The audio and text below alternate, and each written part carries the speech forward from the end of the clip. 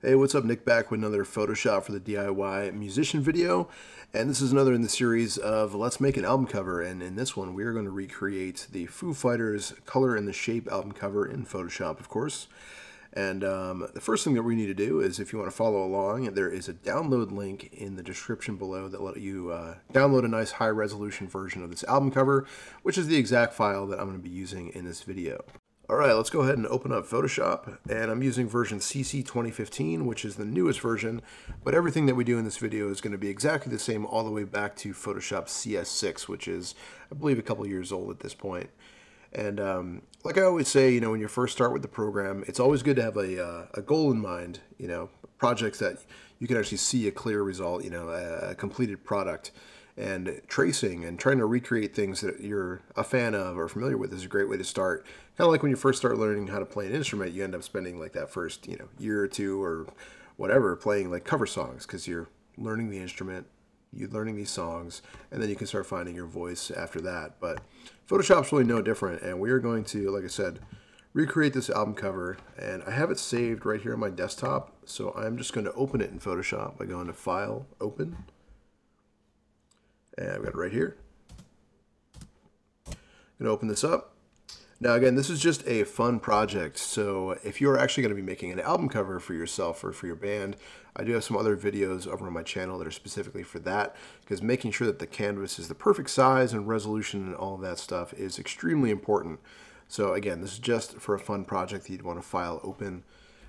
Feel free to ask me any questions below though if you might have any about that stuff.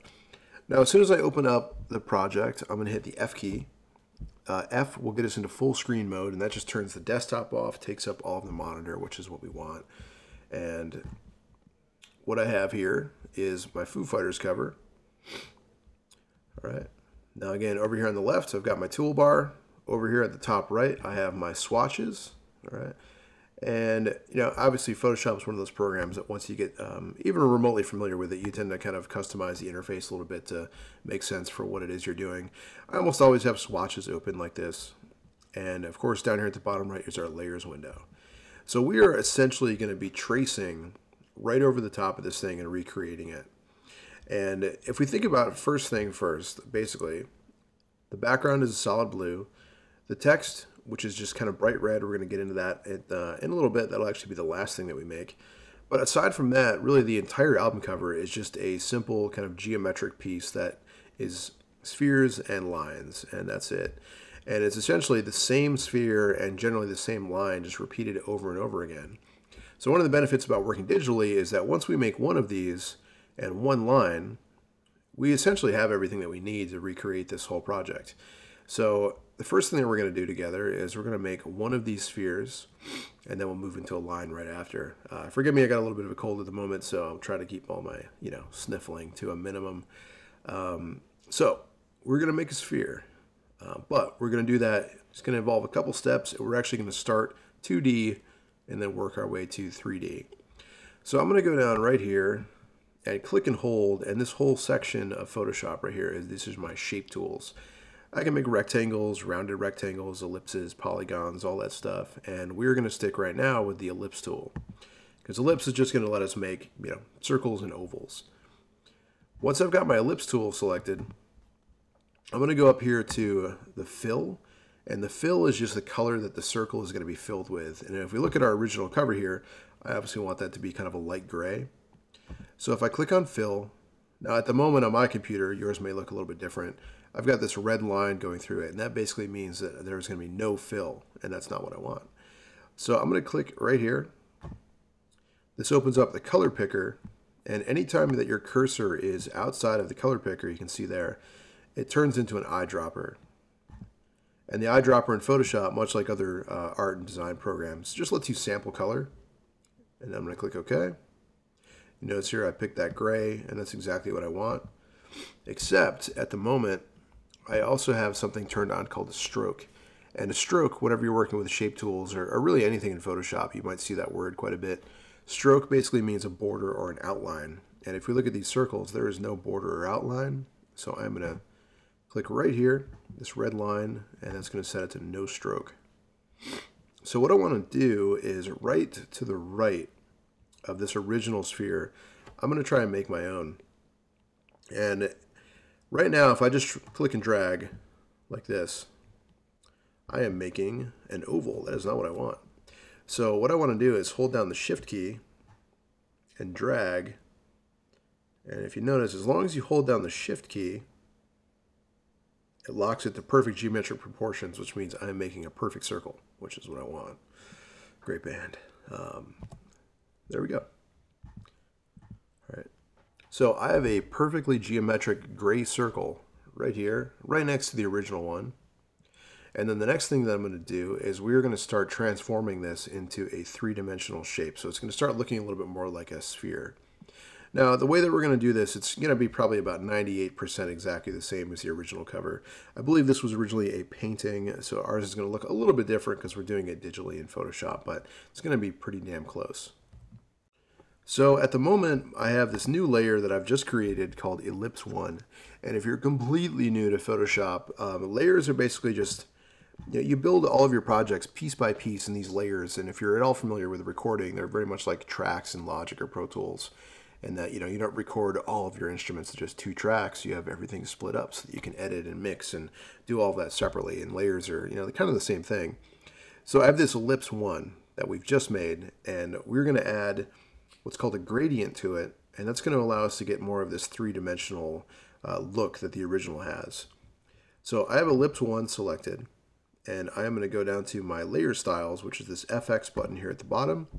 And there's a bunch here, such as outlines, bevel and emboss, which lets you kind of make it look a little bit three-dimensional in a different kind of way. But we want to pick one called Gradient Overlay. And then this window is going to pop up called Layer Style. And this has all of the controls to basically edit the gradient, the thing that we're trying to create right now. So the first thing that I'm going to do is my gradient, which is kind of hard to see, and it's possible that yours might actually look a little bit different because I've been working on Photoshop all day. But anyways, we're going to change the gradient just by clicking inside of it. And now that we have the gradient editor open, if you were a little fuzzy about what a gradient is, I think you can now see that this is what it is. It's basically a blend or a fade from one color to another. And just so we're all on the same page, let's click on this top gradient right here. And it's just going to go from black to white, and that's it. And you can see that as soon as you click on it, your circle up at the top now has the gradient inside of it. And the problem with our gradient is, well, a couple things, but the main thing is, guess what? It is the wrong color. So we need to change our gradient to go not from black to white, but from dark gray to light gray. So to change the colors, it's really easy. I'm just going to double click here. Switch that to, I'm going to try and pick a dark gray. Again, eyedropper right outside the color picker. There we go. And then I'm going to change my white just by double clicking up here to a light gray. And that looks pretty good. Now we're going to come back here in just a second, but I'm going to click the OK button.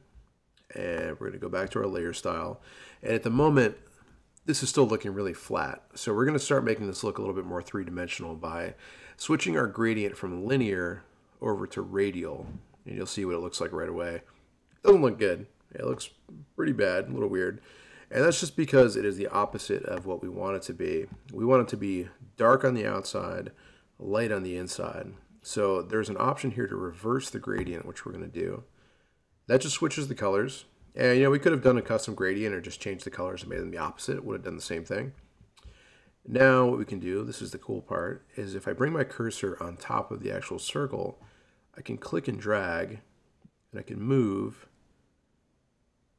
that light source. And really all this is I'm just moving a blend of color from light to dark, but it's giving that illusion of depth and that light source up at the top left, which is what I'm going for. So it's starting to look a little bit closer, but obviously we've got a couple more things we need to do. First of all, even though the colors of our gradient are pretty good, in the original album cover here, that light source is really bright. So it's kind of a sharp transition from light gray to dark gray, whereas ours is really long and gradual. So we're going to fix that just by clicking back inside the gradient. And then right over here, I'm just going to take my light gray by clicking and dragging, and I'm going to move it a little closer to our dark gray, like maybe 2/3 of the way over to the left. And it's going to look about like that, which is looking pretty good. Cool. Now we're going to click OK. And then one of the other things we need to do is we're going to take the scale, which is just controls like the size of the gradient, and I'm going to bring it all the way out to 150%, which of course like now totally throws off the placement of the gradient. So we're just going to click and drag and kind of move it right back to right about there. And that actually looks pretty good. Looking pretty close. Now, one thing you're going to be noticing probably is that in the original album cover, there is what's called a film grain effect inside the actual shadow here. We will be doing that, but that's going to be one of the last things that we do. All right, so we're going to come back to that later. So this is looking pretty decent. And yeah, I think that looks all right. Now, if you notice that your gradient is maybe a little too dark by any chance, you can also reduce the opacity just a little bit. And that's going to fade the gradient in with the original light gray color of the circle and let you kind of get maybe something that's a little bit lighter. Like I think mine was probably a little too dark. And there we go. That's looking good. Now, one of the other things that we have here to recreate is in the original circle, there is a light source coming in from the bottom right. And we're going to do that using another layer style called Inner Shadow. And I really can't stress enough how important layer styles are in Photoshop, just because you can do so many different things with them. And if you get good with them, I mean, you can create just beautiful photorealistic things from scratch using literally just shapes and layer styles. And really vital to a lot of different things like flyer design, album artwork, and almost like every Photoshop project, really. So Inner Shadow, and you might be able to kind of see what this just did. And all I did was I bumped up the opacity by 35% to 100%. And you can see that there's this kind of like darkening happening up here at the top right. That's because my shadow is set to black. And, in Photoshop, just because something's called a shadow doesn't mean that it can't also be used to create light. So we're going to switch it from black all the way over to just kind of a light gray right there. All right. Now, that, of course, isn't really doing what we want it to, and that's because of this thing called the blend mode. And blend modes, we don't really get into them super in-depth in this video. We just want to switch this back over to normal. Blend modes are basically just like different ways or styles of blending an element or a layer with whatever's underneath. So that one in particular, multiply, which it was set to, all that that does is it tends to really darken things, and we want to switch back to normal, which just means that this color that I have selected is what I see. So if I pick dark gray, or light gray, sorry, I'm going to see light gray. Now what I'm going to do is we're going to bring the angle wheel down to the bottom right, because as we can see in the original, that light source is coming in from the bottom right. And I'm going to just kind of play a little bit with the distance and size controls to get something that looks like relatively close. Again, it's not going to be 100% the same, but pretty darn close. That looks pretty good. So I'm using about 15 for the size for pixels, and sorry, 15 for the distance, and about 20 or 21 for the size.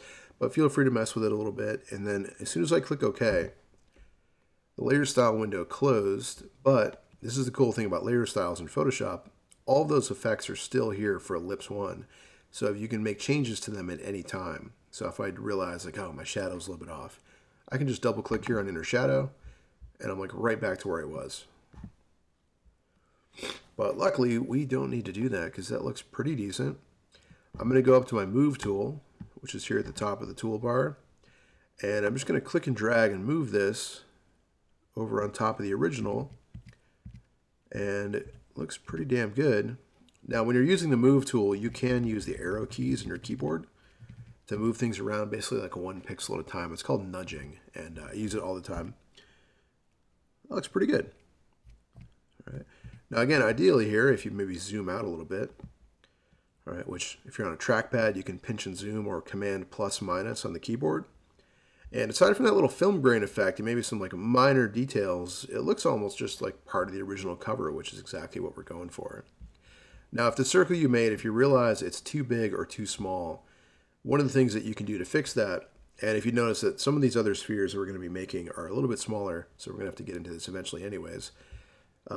Free transform mode is one of the most base level things you do in Photoshop, and you do it all the time, and that's just I have this thing that I want to make bigger, I want to make smaller. And that's just a keyboard shortcut, Command T or Control T if you're on a PC. And it brings up this bounding box around my circle. And if I wanted to make it larger, I need to hold down the Shift key because I don't want to accidentally turn it into an oval. And I can just click and drag like this.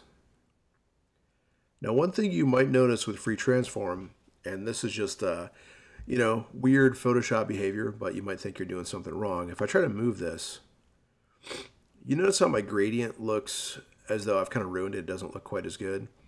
That's just because when you're transforming, that will stay where it originally was. And as soon as you click the check mark up here at the top, which basically applies the transformation and gets you out of this mode, it pops right back to where where you'd expect it to be or where you'd want it to be.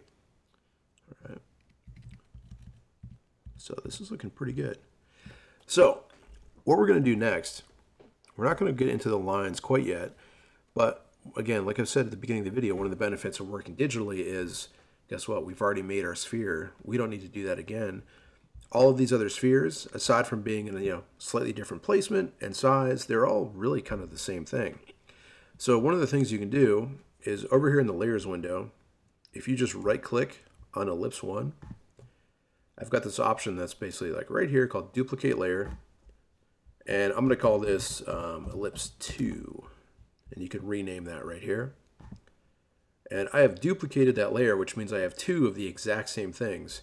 Now, whenever you do that in Photoshop, it's almost like going to look like nothing's really happened, but that's just because they're stacked right on top of each other. And if I have my move tool selected, I can just click and drag that over here.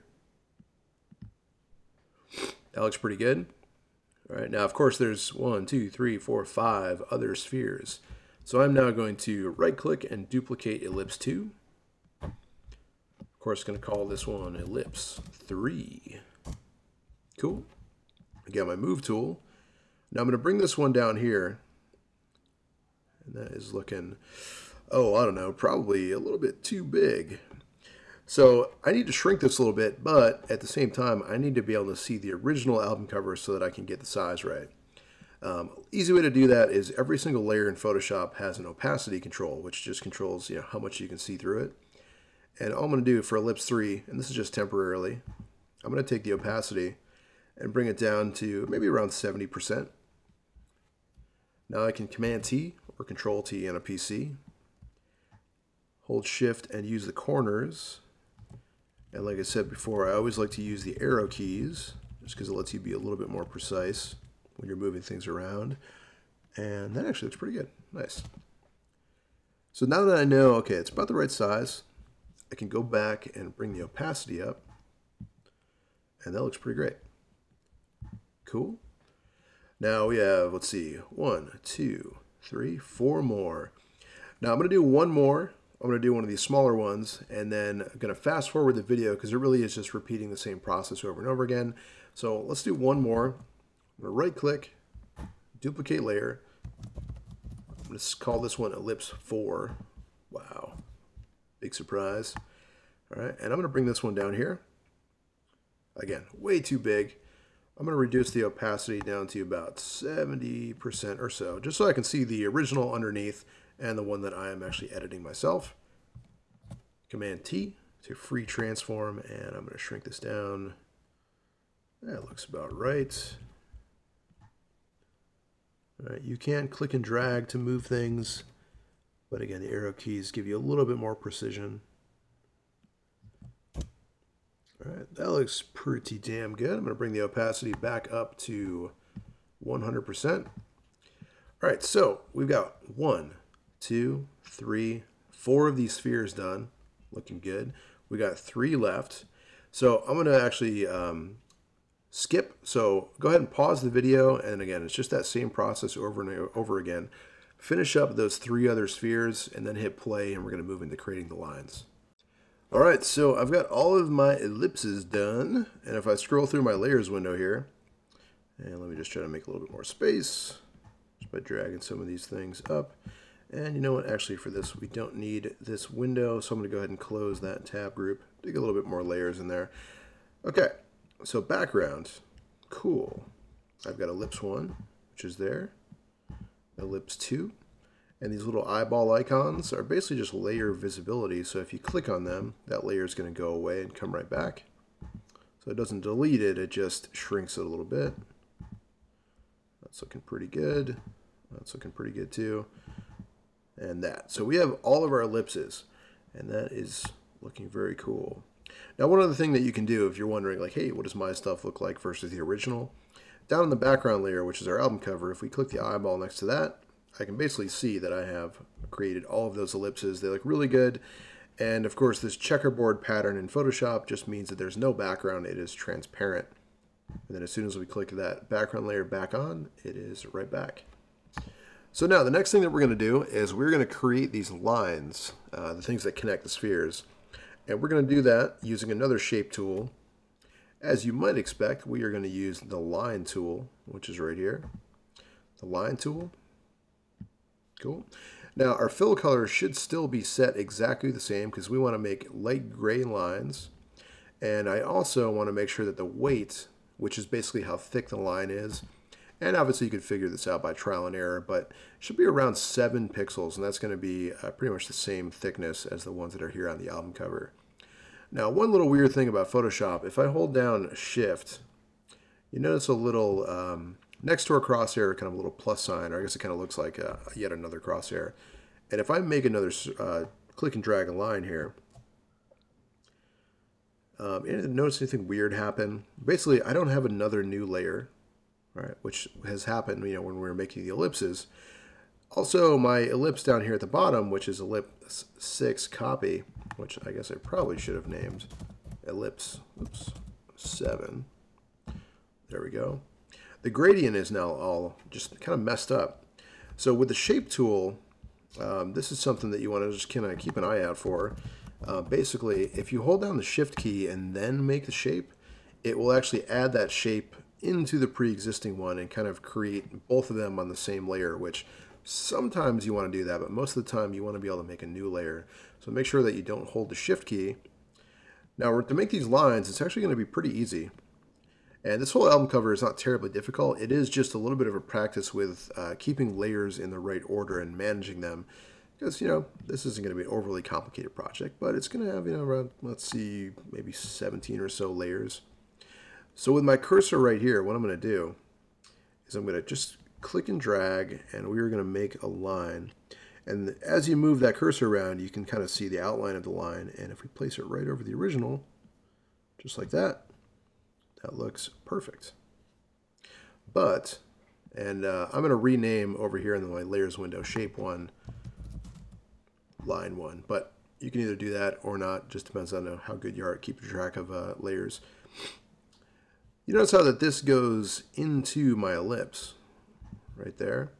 And if you look at the original album cover, and if you ever want to just see what the original looks like without any of your stuff on top of it, down in the background layer, if you option click on the eye, it's kind of like soloing a track in Logic or Pro Tools. It just turns everything else off temporarily, and we can see how this looks. And we can see right here that those lines go into or underneath that ellipse. And then on some of them, like over here, and here, and here, and also down here, it actually goes above or into the top of the ellipse.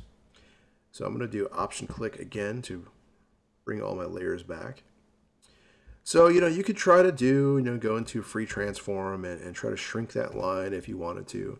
But you don't really have to, because the way that layers work, this is just a nice vertical list, and they're stacked just like things would be in real life. So if I take ellipse 1, which is right here, and I just click and drag, and I bring that up to the very top and put it above line 1, it's kind of hard to see because it's displaying both at the same time. But if I release my mouse, now ellipse 1, which is right here, is on top of line 1, meaning the line is underneath. So even though it's not trimmed perfectly, it doesn't matter because it's underneath and you can't see it anyways. So we're going to make another couple lines here. Now the way that Photoshop works is whenever you make a new shape, or really anything, that new creation is going to appear on the layer above the one that you have selected. So if I made another line right now with ellipse 1 selected, that layer would be above. And not that it's a huge pain in the ass or anything, but it's just going to make a little bit of extra work because we do want these other lines to be underneath. So I'm going to make them all just by starting on line 1. And I'm going to click and drag. We're going to do this other long one right here. That looks pretty good. I'm going to call this one line 2. Then we're going to do this one right here. Just like this. I'm going to call that one line 3. And then we'll do one more here. Now remember, this is the one that if we look on the original cover, and I'm just going to rename that line 4 real quick. On the original, that line doesn't go underneath, even though these two do. It goes on top. So this is going to be something that we'll deal with in a sec, but again, it really just has to do with layer order, and that is it. All right, so I've got line 1, line 2, 3, 4, and all I really have to do for the rest of the cover is make 1, 2, 3, 4. That's it. So we're going to do that again. I'm going to make line 5.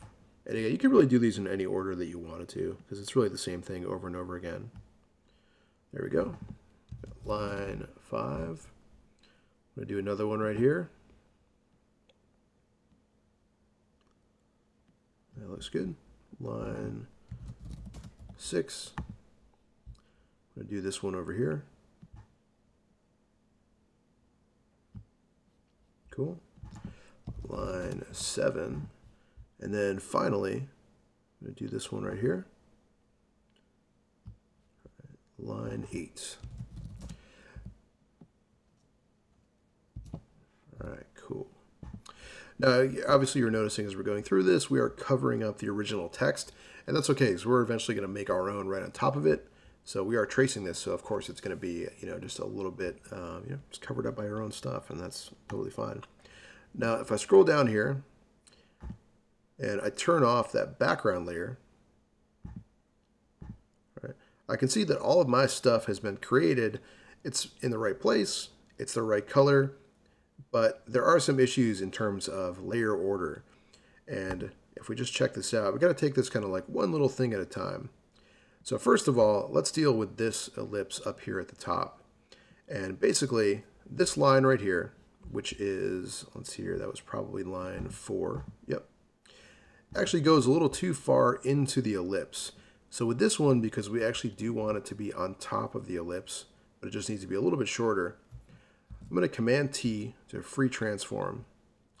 And I'm going to zoom in just a little bit so I can see a little bit better. And we're just going to kind of shrink that just like that.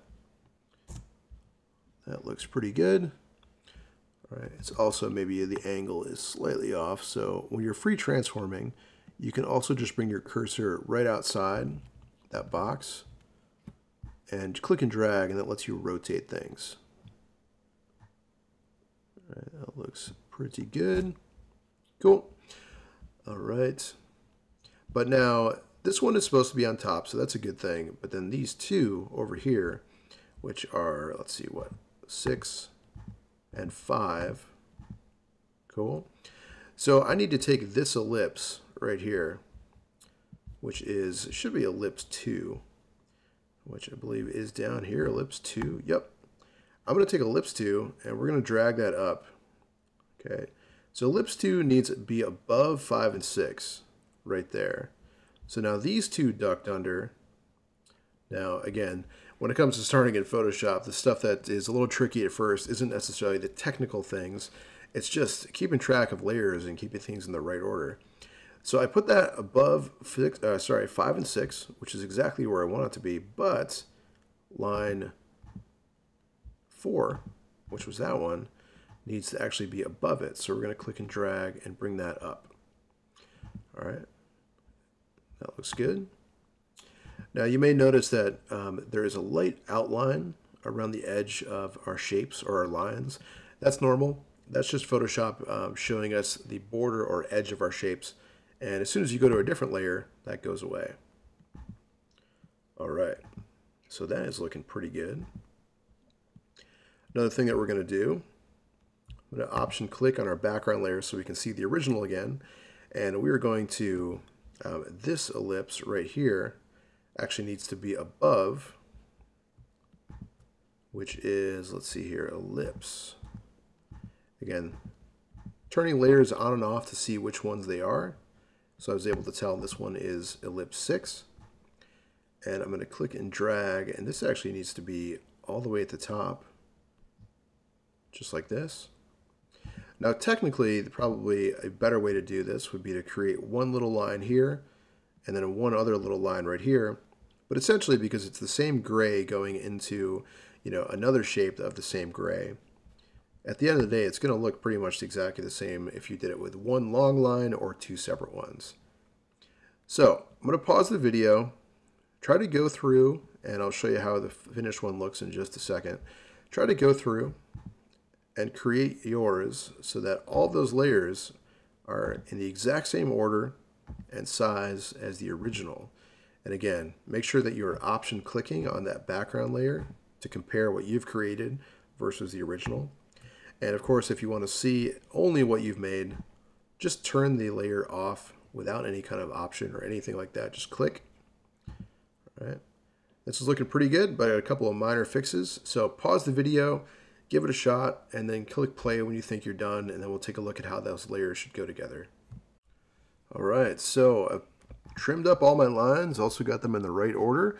And of course, there's still some, things that we need to do to this to get it looking like the original, but it's definitely getting there. All right, so again, let's just do a quick rundown. This ellipse here is on the top, and all lines should be underneath it. This ellipse up here should be almost at the top. Again, these two lines here are going underneath it, but then this line is above. This one right over here has this line on top of it, but then these two here are underneath. This one here at the bottom only has one line going into it, and that line should be above. Same thing down here, has three lines, so they should be above. This one here has a line going into the top, and then underneath there's one coming out the bottom. And then here at the bottom, there's also one other line coming in. And the big difference between what we've created and what the original looks like, again, a big thing is that film grain effect that we're going to get into in a little bit. But there's also these little shadows here on the lines themselves, and then also on the spheres that are being cast by, again, this light source coming in from the top left, the thing that's creating the three-dimensionality of these spheres. So how the hell do we make these? That is a good question. Actually going to be pretty darn easy. We're going to do this using more lines, actually. So let's take a look. We're going to do one together. We're going to do, let's say, this main one kind of right here in the middle. So the first thing that we want to do is kind of figure out where that is. All right. So if I turn my layers back on, I'm going to go into, let's see, we've got to find that ellipse. And I think that one's actually up here, ellipse 5. Yep, right there. So if I wanted to put a shadow coming down here, I want to, with ellipse 5, first of all, maybe turn the opacity down a little bit so that I can see that shadow on the original coming through. And I also need to make sure that my shadow, the one that I create, is going to be above it so that we can see. So I'm going to go to my line tool. And for this, I'm actually just going to make one quick horizontal line, much like this. And I'm going to call this one shadow. Oops, can't really type. There we go. Shadow 1. All right. Now with this one, I don't want it to be light gray. I want this one to actually be a darker gray. So I'm going to go up to my fill. And for right now, I'm just going to pick one of these darker grays. Maybe like this one right here. Again, you can change this at any time, so if you realize that gray is too light or too dark after, then it's not a big deal. All right, now I'm going to take this gray, and I'm just going to bring it over to this general area, and I'm going to free transform it, and we're just going to rotate it like this. That looks pretty good. Now I'm going to zoom in a little bit. Again, Command plus, Command minus. Looks pretty good. So now it's like the general rotation that I want it to be, but I'm going to right click on that box. So right click right on the shape, and then I've got this option here to warp. Warping is basically going to let me bend the shape, and this is kind of cool because I can take this just like this. we're going to kind of basically bend that thing. And each one of these little points that you can see is kind of like a vertices, or a point that actually lets you completely mold or reshape this shape. That looks pretty good. First couple times you do this, it can be a little tricky, and also you might want to zoom in a little bit because we are working with something that's kind of small. But that actually looks pretty decent. Again, each one of these little points where these lines intersect can be clicked on and manipulated, and you can use this. Again, this is just one of many different ways that you could do the same thing in Photoshop. But it lets us take that perfectly straight line and give it a little bit of a curve so that it kind of forms around the sphere, which is how that shadow is reacting. Now let's hit our check mark. And I can see that's pretty close, but if I turn that layer off, you notice how that shadow kind of ends here, and it also kind of fades off into nothingness. So let's bring that layer back, shadow 1. And now what I'm going to do, in order to get that fade, I basically want to kind of, even though it's going to be a little bit more complicated than just using an eraser, we're essentially going to erase a little bit of that. But I also want to be able to see what I'm doing, so I'm going to reduce the opacity a little bit, maybe down to pretty low, probably around 35, so that I can still see some of the original and also mine. So in Photoshop, the way that you erase, because it's non-destructive and just kind of like a fundamental part of the program, we use this technique called layer masking. And layer masking is, first of all, it's this little button right down here at the bottom of the layers window. It kind of looks like a little camera. I'm going to click, and this white box here is a layer mask. So while Photoshop does have an eraser tool, which does kind of exactly what you would expect, the eraser tool is great, but it's destructive, meaning if you erase something, it's going to be gone. Of course, you can undo it right away, but if I were to erase something and save my project and open it up tomorrow, it's going to be gone. I can't bring it back. Layer masking is completely non-destructive. It's also really easy to do. Layer masking is all about two colors, black and white. And if you look at the toolbar down here at the bottom, right now, black and white are selected. Okay. This little bent arrow here switches between the two. You can also use the keyboard shortcut X, like this. Why does that matter? Because when you're layer masking, anywhere that you paint with black on this layer mask, this white box, this layer is going to disappear. Anywhere you paint with white, it's going to come right back. So if I use my paintbrush, which is right here, it's called the brush tool. You can also just hit B. And I also want to use one of these brush tips along the top row here that you notice they have a kind of a soft or faded edge.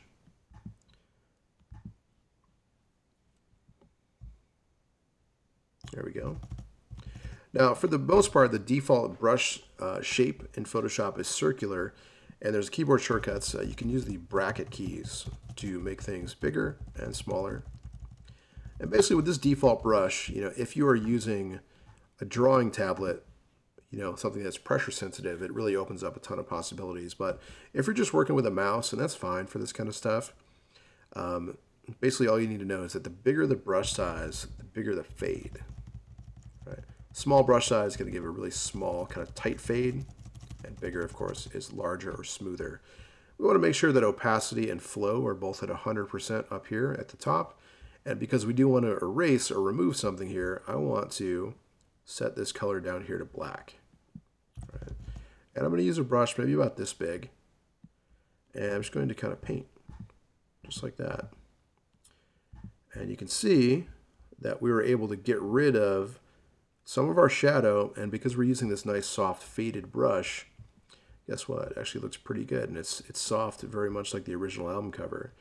Now, if I bring the opacity back up to 100%, like this, and also bring my ellipse up to 100%, that's actually starting to look pretty good. Now, I can see at the moment, maybe mine isn't quite as perfect as I'd want it. So if I click back on my layer mask right here, I still have my brush selected. It's still set to black, maybe a little bit of a smaller brush, just like this. I can get rid of that, and if I zoom out, it looks pretty damn good. Almost looks exactly like the original. Now, one thing that we're not going to be doing in this video, just because it is, probably, it is like this in the original, but, for the sake of time, and it's a little bit nitpicky, but the shadows in the original album cover right here are, because as these are supposed to be cylinders going into these spheres, it has a little bit of a curvature to it right here. And we're not going to do that with all of them, but I do want to show you how to right now, just in case you are, one of those perfectionist types, which usually I am. And if this wasn't, more of a beginner Photoshop tutorial, I'd probably be getting into this a little bit more. But if you wanted to do that, you can go into your brush tips here. And instead of picking a really soft faded edge brush, you can use one of these right here that is a little bit of a harder edge. And this is going to kind of look almost like it was cut off with scissors. And if I bring my brush down here, and again, just with black, we're just erasing a little bit. Again, the tricky part about layer masking is not necessarily like how to actually do it. It's just you have to kind of detach yourself a little bit from the color that you're using, because of course we're not actually painting with black, but that's just the way that layer masking works. Anywhere you paint or fill with black, that layer disappears. Anywhere you paint or fill with white, it comes right back. So if I paint with black in a small brush tip, again it's circular, which is kind of the shape we were going for anyways, I have to use one of these hard edge brush tips up here, but that can give me that kind of slightly circular cut to that shadow, which again makes it look a little bit more like that's an actual cylinder going into the sphere than it did a second ago. Right, so that actually looks really nice. So what I've got is shape 1, shadow 1. Again, if I turn that off and on, you can see what that adds to it is really, looks much better having a little bit of shadow there.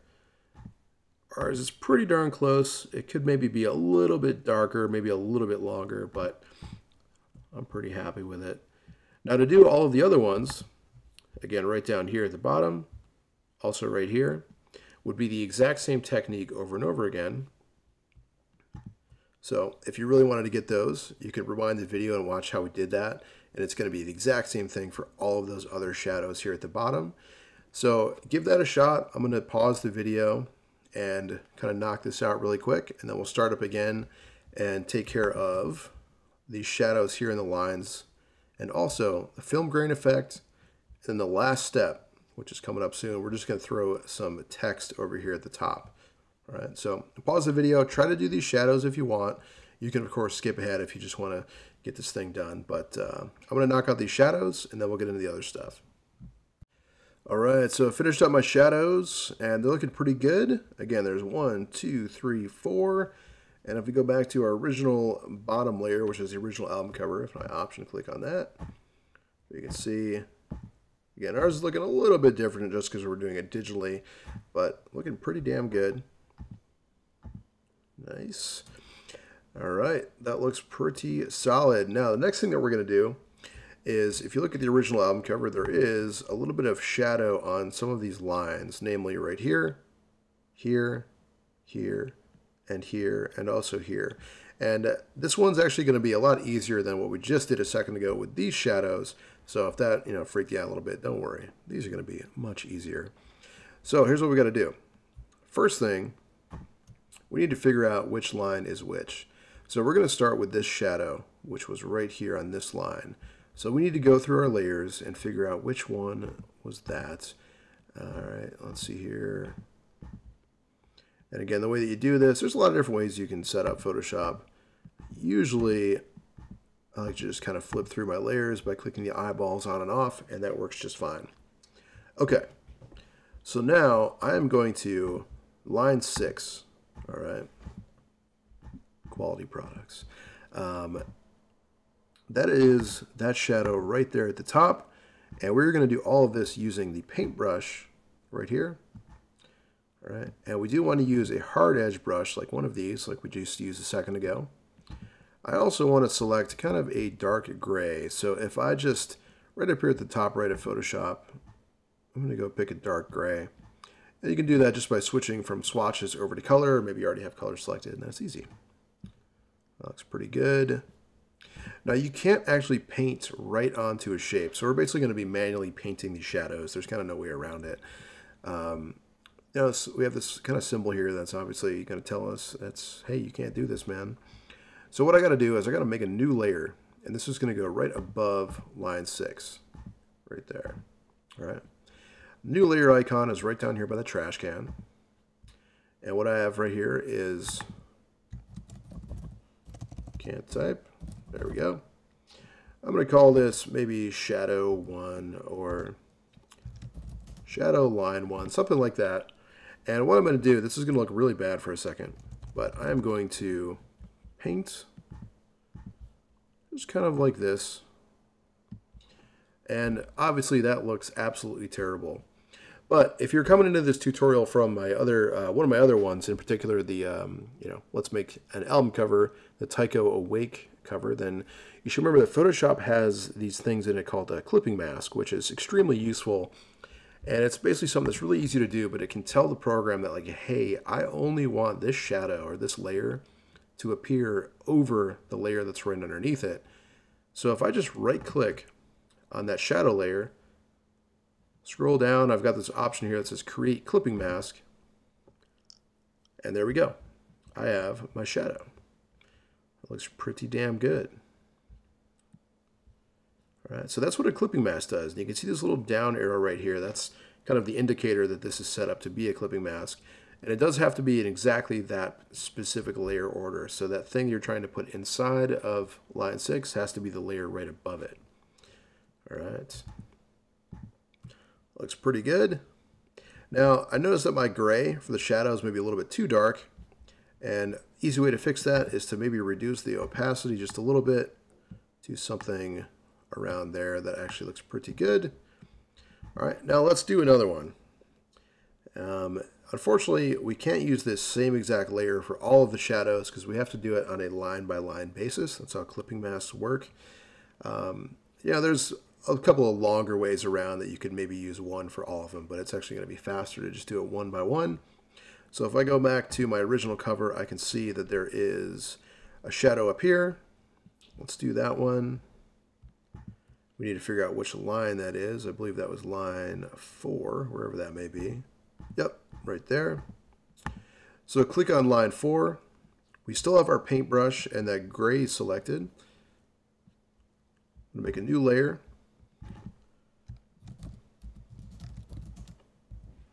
Call that something like line shadow or shadow line, whatever.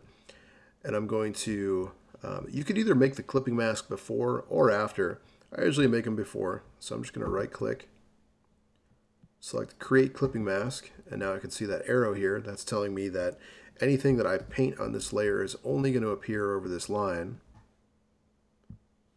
There we go. And again, maybe reduce the opacity till it's that right kind of shade of gray.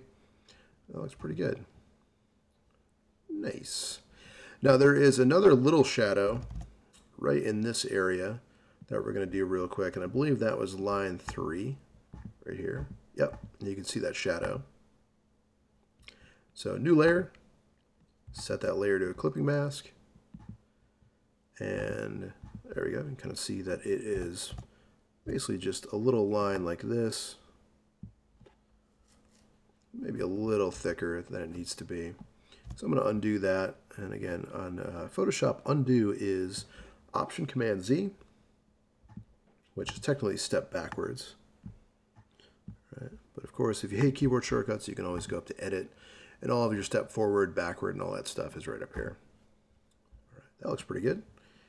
Now let's see, what else have we got here? We've got one shadow here and also one shadow there. All right. So go ahead and pause the video. Try to do this shadow as well as that shadow using the exact same technique, and then press play when you've got those two knocked out. And we're going to get into the final touches, which is that film grain effect over the circles and, of course, our text. All right, so got those shadows in there. That's looking pretty good. And like I said, we just got 2 more things to do. We're going to bring in that film grain effect that's inside the shadows and our spheres. And we're also going to be doing the text. So let's move on to the film grain effect. And this is going to be not necessarily difficult, but a little bit more complicated than I wish it could be. what we're going to do is we're going to select all of our layers. So at the moment, I have ellipse 1 selected, which may or may not be the case with you, but it is my topmost layer right up here. I'm going to scroll down, and I'm going to shift click on the bottommost layer, which is right here, which for me is ellipse 4. And what I'm going to do is I'm going to right click, and we're going to duplicate all of these. Hit the OK button. And now while they're still highlighted, I'm going to do Command G on the keyboard, which is going to put them into a group, or you can use the folder icon. And I'm going to call this film grain. Now film grain is, first of all, something there's like probably 10 different ways to do exactly the same thing. This is just one that's about as fast as it can be.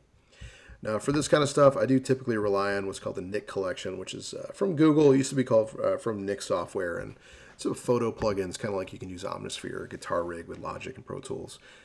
Really good for film grain and a bunch of other stuff, but of course you can do it in Photoshop as well. So what I've got is this little folder here called film grain. And in order to do this, and this is just because in Photoshop we can't add film grain, which is a filter or an artistic effect, they call it, to shapes. And that's pretty much all we've been working with. So I need to right click on my folder, and we're going to do what's called merge group. And what it does is it basically takes everything that we had just made a duplicate of, again, all those ellipses, all those lines, and they are now all compressed on a single layer, just like this. Right. Now that this is a picture layer, I can go up to Filter, Filter Gallery. All right. And by default, at least on my computer, it's already set to film grain.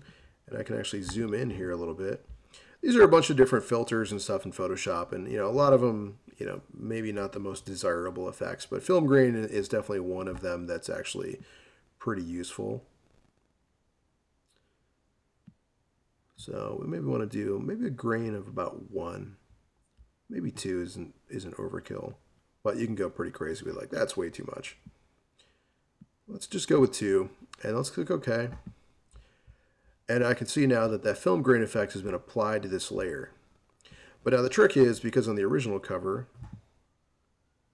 right, that film grain effect is only in the shadow or the dark parts, not in the light parts. And on ours, at the moment, it is kind of like everywhere. So we're going to do a little bit more layer masking. I'm going to click my layer mask button down here. And essentially what we want to do here is we want to erase, or basically, have it set so that this film grain is only showing or revealing over the shadows. So I want to go to my paintbrush right here. And for this, I want to use one of these soft edge brushes or feathered brushes. There we go. And I also want to have black selected as my main color. Now, what I could do, and this would work totally fine, it just would take a little bit longer, is I can just paint, click and paint, and anywhere that I paint with black, that film grain effect is going to go away, because that's how layer masking works. But sometimes with layer masking, it actually makes more sense to kind of work the opposite. And what I'm going to do is I'm going to Option Delete to fill my layer mask in with black. And you can also, that is basically the paint bucket tool, which is right here. Paint bucket tool just fills with color. That's all it does. So now that I have everything kind of hidden with black, if I switch my color over to white, I'm able to just pretty quickly paint in those areas where I actually want this film grain to show up.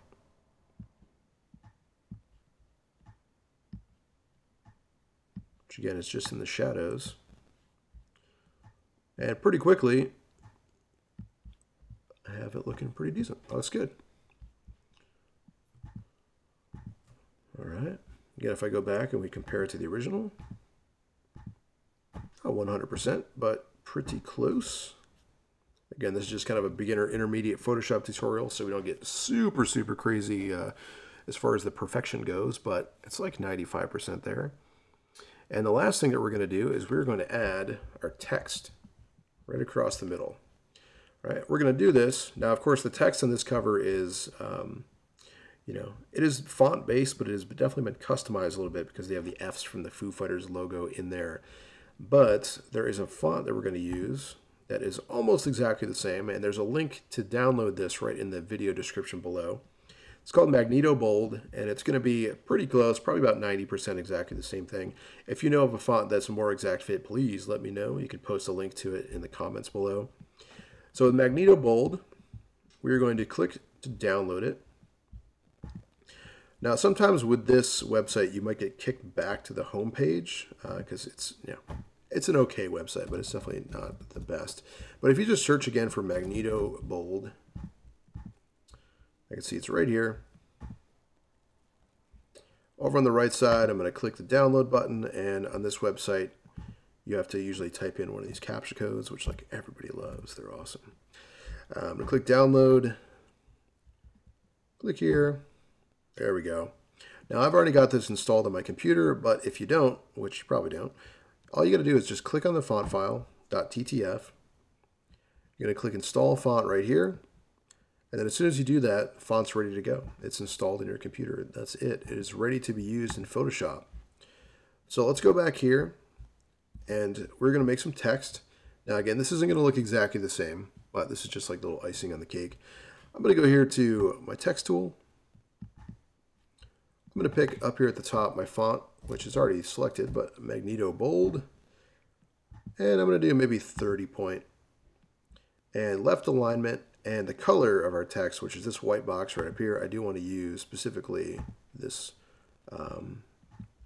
this red right here, which at the moment my eyedropper is not working because I have my layer mask selected. So I'm just going to click back over to this thumbnail right here. And now that'll work. Cool. Now with text in Photoshop, all you got to do is just click and type capital F. O space capital FIGHTERS. Sweet. That looks pretty good. Again, ours is going to be, it's not quite the same, but pretty close. And the one final touch that we're going to do is on the original album cover, there is, if I move my text, there's a little bit of like a drop shadow underneath the original Foo Fighters logo, or the band name there on the cover.